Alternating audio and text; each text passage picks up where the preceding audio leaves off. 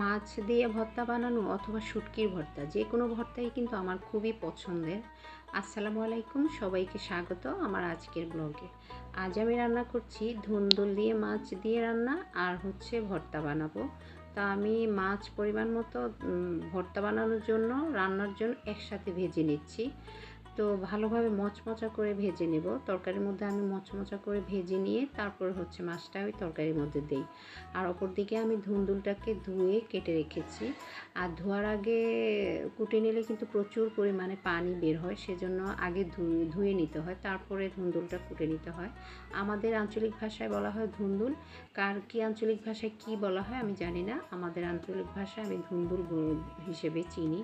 তো এটাকে আমি কুটে এখন আমি তরকারিটা বসিয়ে দিয়েছি, আর হচ্ছে মাছটাও দিয়ে দিব। অপর পাশে আমি ভর্তার জন্য সব কিছু রেডি করব। আর এইটা কিন্তু পরিমাণ মতো পানি না দিলেও হয়, যে কষানোর সময় যে পানিটা দিব সেই পানিতেই কিন্তু ধুন্দুলটা তরকারিটা হয়ে যাচ্ছে, আর এক্সট্রা পানির প্রয়োজন নাই। আর ওপর পাশে আমি মাছটা, ভেজে নেওয়া মাছ দুই পিস দিয়ে আমি ভর্তা বানাবো।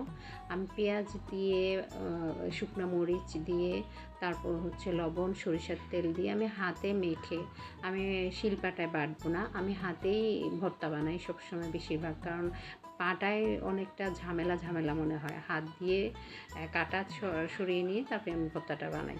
তো আজ এ পর্যন্ত, সবাই ভালো থাকবেন, সুস্থ থাকবেন, আল্লাহ হাফেজ।